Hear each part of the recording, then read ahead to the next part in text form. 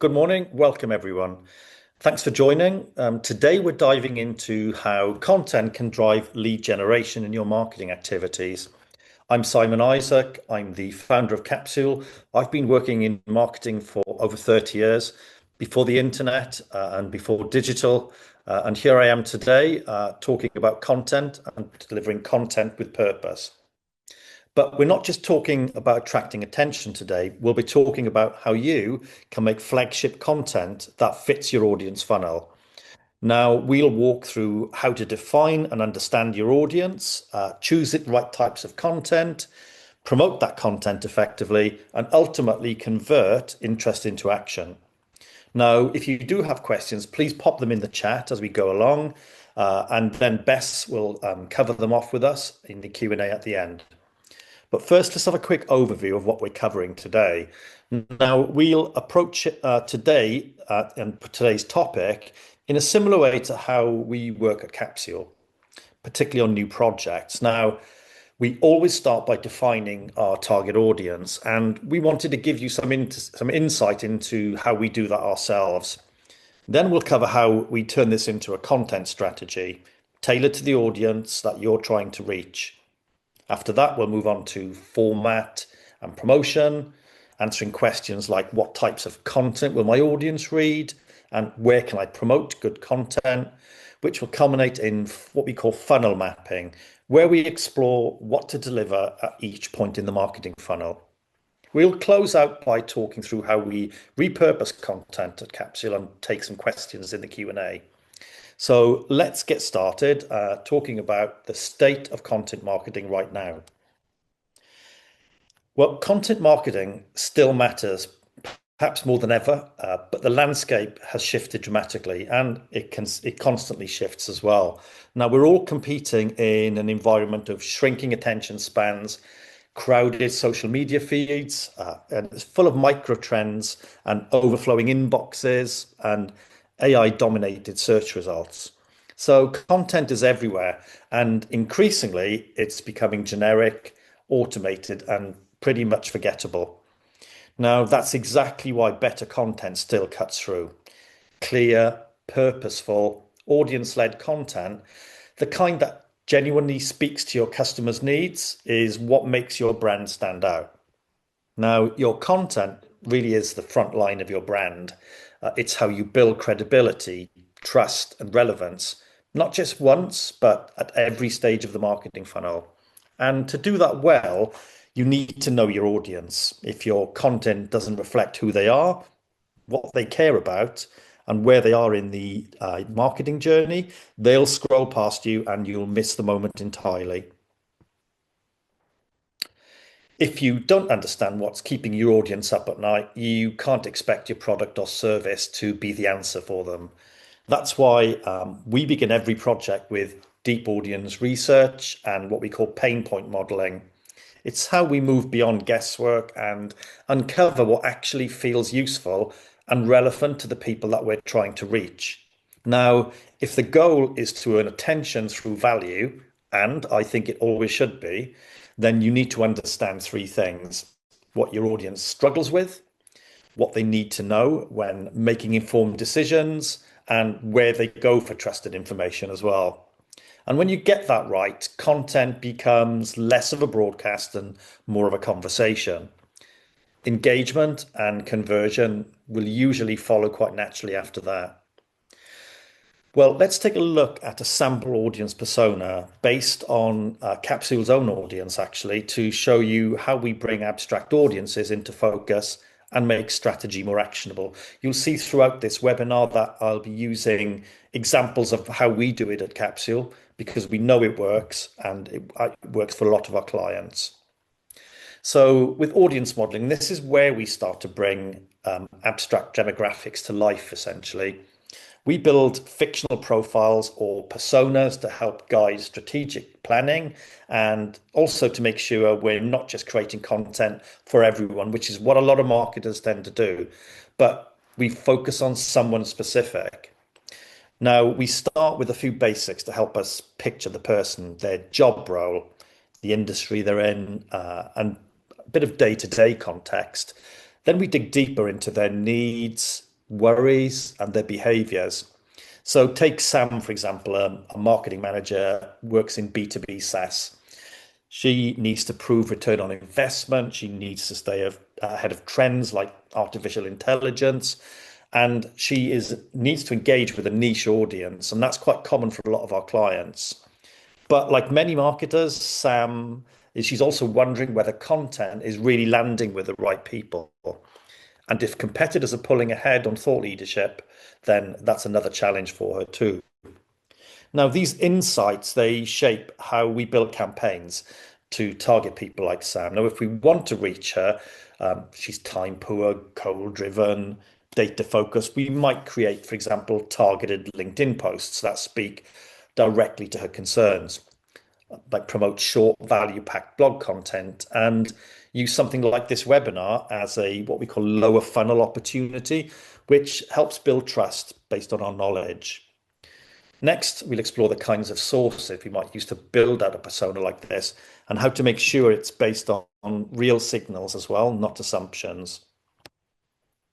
So the way we build personas like Sam depends on the client, really, the audience size, and how deep we want to go with profiling. But these are some of the most useful sources we regularly tap into on the screen here. So for brands with large engaged audiences, surveys both online and by phone can provide a rich layer of direct feedback.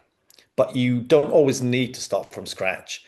If your business already runs outbound activity, your CRM and call transcripts are often packed with really rich data and insight into the customer's needs, objections, and their preferences as well.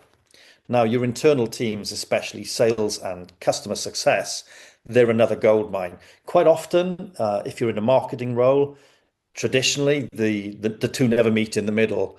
But these are the people that are speaking to your real customers every day, and their experience helps to spot patterns quickly as well. We also look outward, so social listening and LinkedIn comments give us a feel for what's resonating in real time with our target audience. And then broader industry reports or benchmarking data help us place the audience challenge into context. Now, you can often find valuable insights here, even without a big research budget as well. Once we've gathered our findings, we'll typically compile these into a working report, share it across the client team, and begin shaping the personas needed to cover the key audience types that we've uncovered.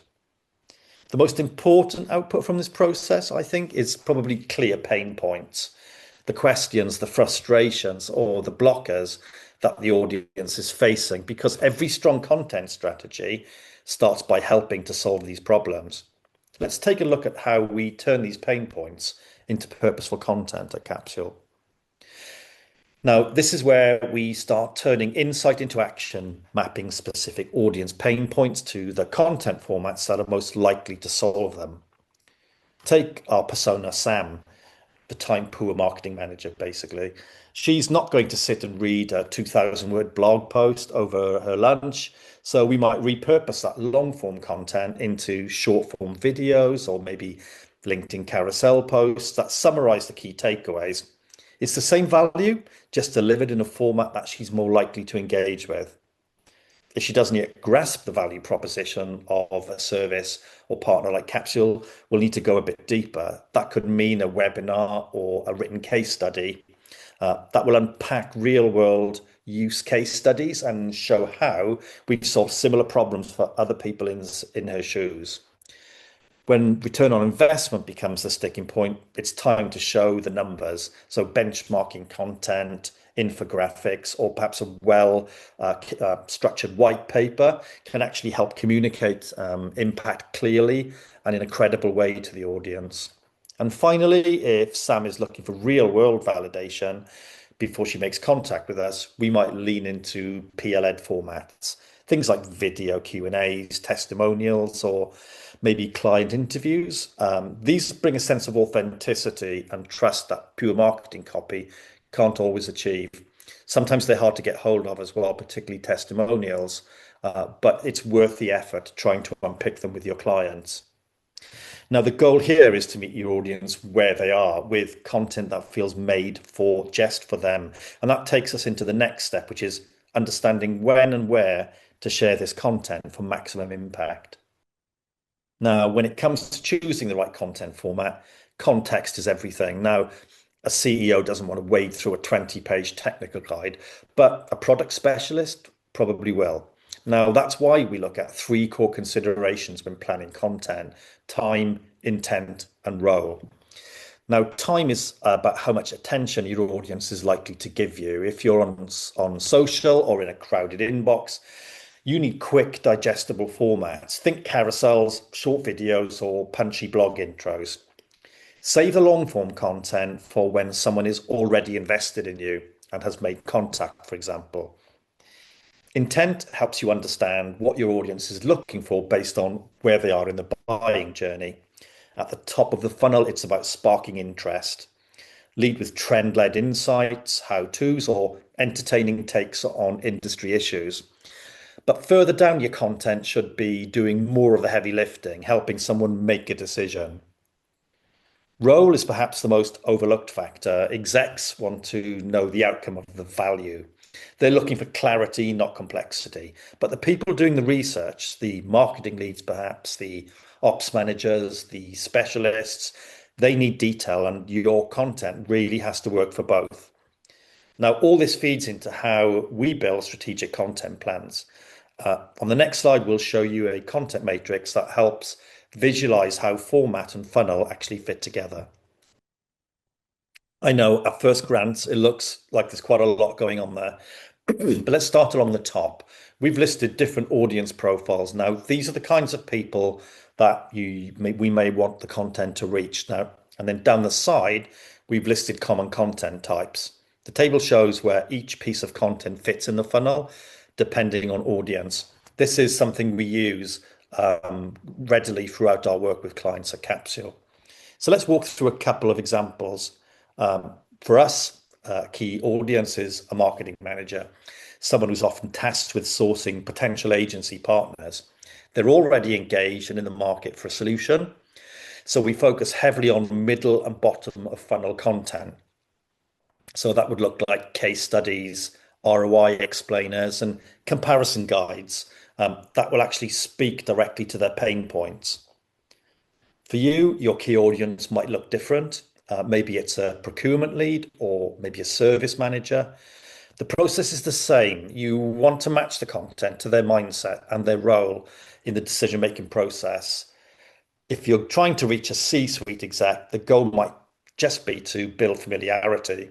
They may not download a white paper, but a smart LinkedIn post or short form video could earn that crucial initial recognition for you. And then you've got your technical evaluators. Now, these are the folks that they want the detail. They're looking for proof that your product works for them.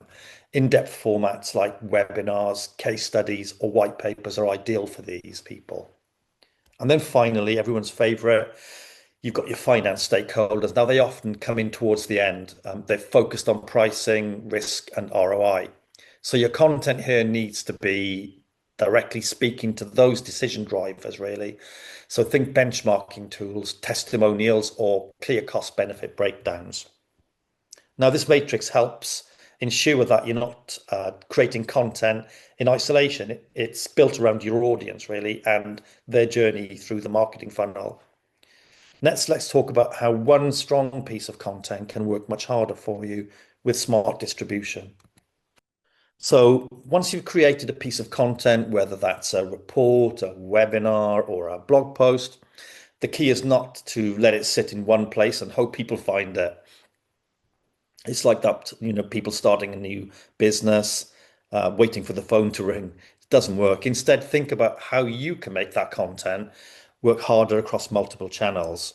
So start by identifying the core message or insights, then break it down into smaller, digestible pieces tailored to each platform and the audience that exists in them, in those platforms.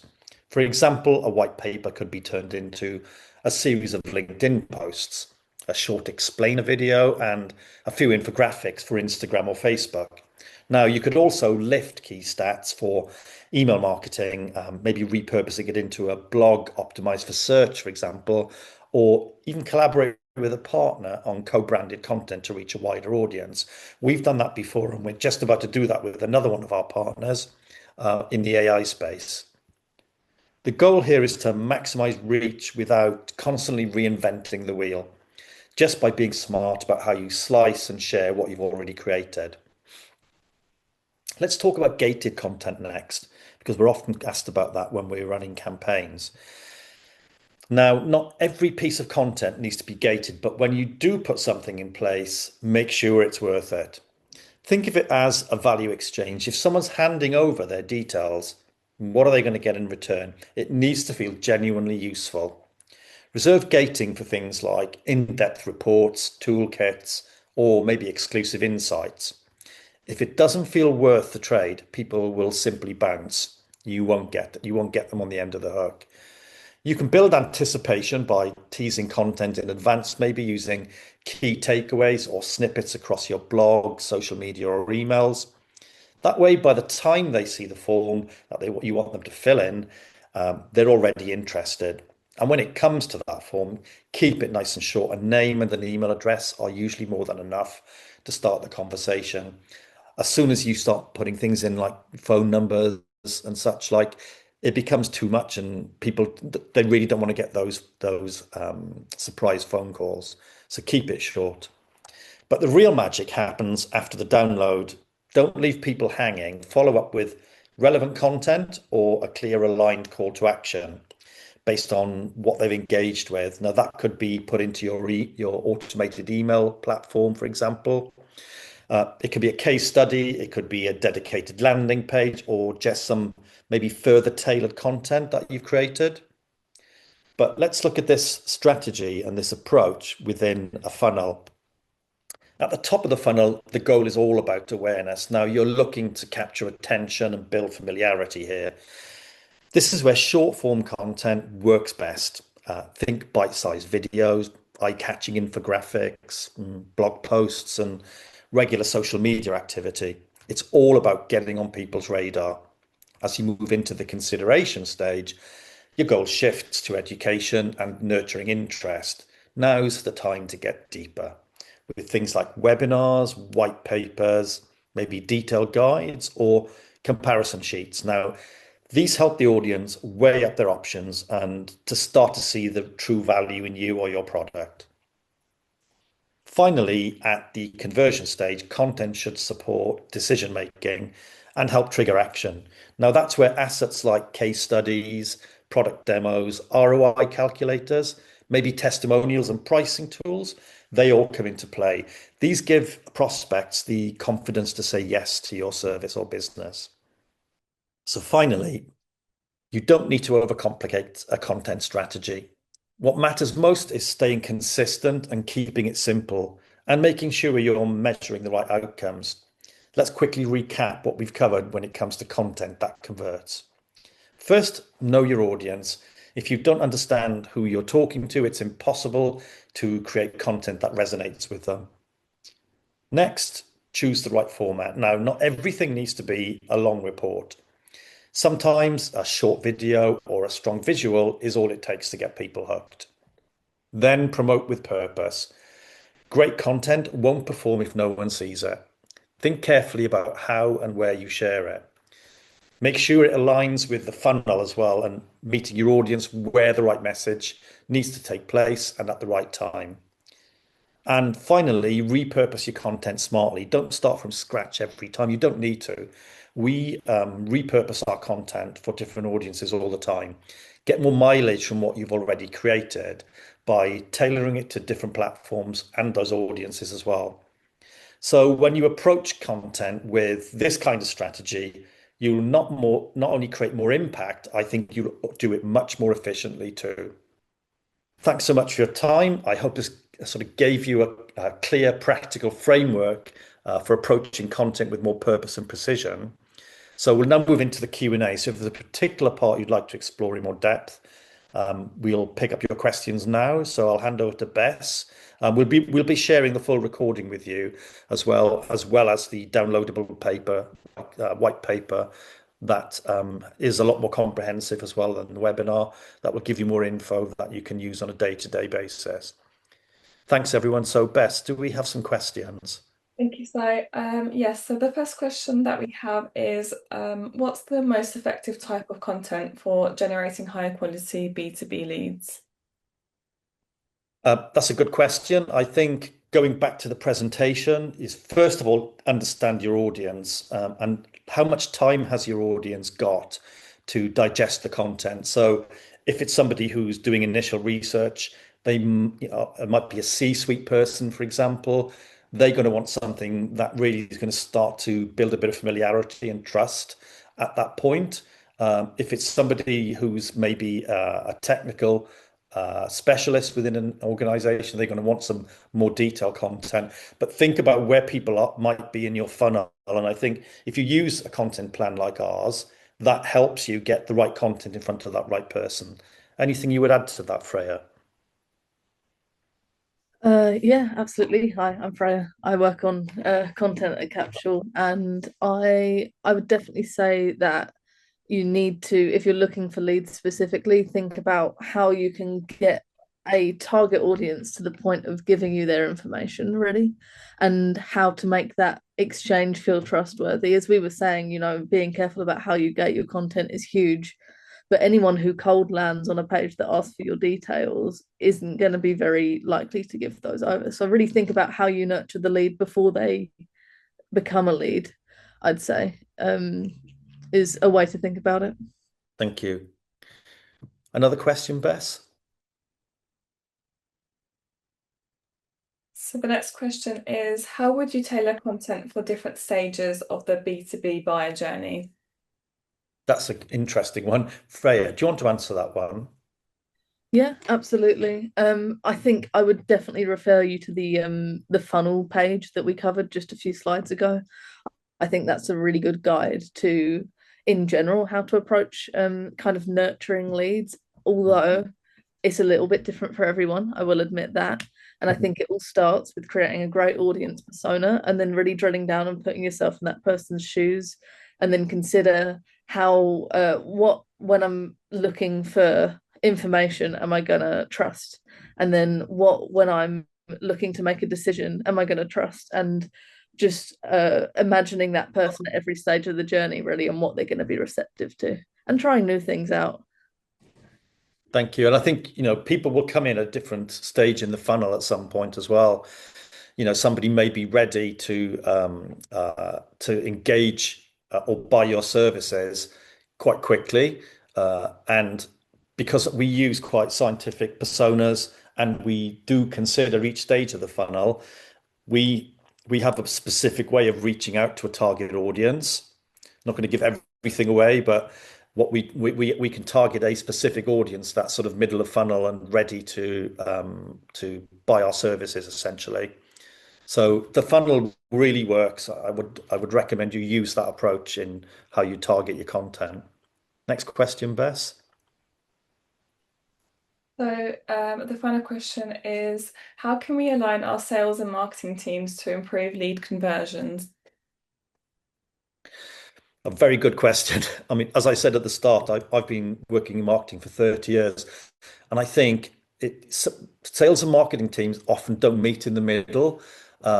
It's quite competitive in a lot of organizations. And I think that if you could build a relationship, if you're a salesperson, building a relationship with the marketing team is critical, and vice versa. Because I think when you work together, you actually are far more powerful. And it can all start with a CRM essentially, and if you're using a sophisticated CRM platform, then you all have access to the same data. As an agency, we have sales and outbound people, and we work with them very closely. It's about understanding each lead that we get and serving the right sort of content to that lead at each stage in the funnel. It's so crucial. Even if you work in a big organization, it's having a coffee with these people, getting to understand them and what their pain points are, because in a lot of instances, the sales and product teams are the clients of the marketing team, really. And I think that can often be forgotten. Can we take one more question, Bess? So we have a question here. The question is, do you recommend building a content strategy based on the lead stages in your pipeline? For example, if you have 40% at pre-MQL but 10% at decision, the decision leads would be higher value to convert into a sale but harder to close. Whereas a large number of people that need more nurturing but less ROI here as they further to close, if this is your aim. So this is a bit of a longer question. So if do you have any No thoughts problem. on? Yeah, I think again, making sure you've got these people in a funnel, they're all important. So if you've got people who are top of funnel and not quite engaged, it's about having a strategy to first of all reach out to them with the right content, but then know when it's time to give up, essentially. But if they start to move down the funnel, then for me, middle of funnel and bottom of funnel is where you need to sort of put the heavy lifting in really. Uh, you can fully automate the top of the funnel leads essentially. But if you've got MQLs that are starting to convert down the funnel, and if you're using the right sort of platform, maybe like HubSpot or Salesforce, to analyze how these people are moving down the funnel, use that data. It's so rich, and a lot of marketing people, we've got 20,000 prospects in our database, but we really focus our efforts on the ones who are really qualified. Obviously, it's just common sense. If we haven't answered your question in the discussion now, then what we will do is we'll answer you directly via email. I will do that personally with Freya. As I said, we'll share the recording with you once the webinar's done and we've done a bit of editing. And we'll also share our white paper with you as well, our downloadable guide. But for now, thanks for joining, and I wish you all a fabulous weekend. And you can see our email address is here. You can reach out to us anytime. You'll also find me on LinkedIn if you want to connect or ask me any further questions. I will answer them for you too. Thanks, everybody, and have a great day.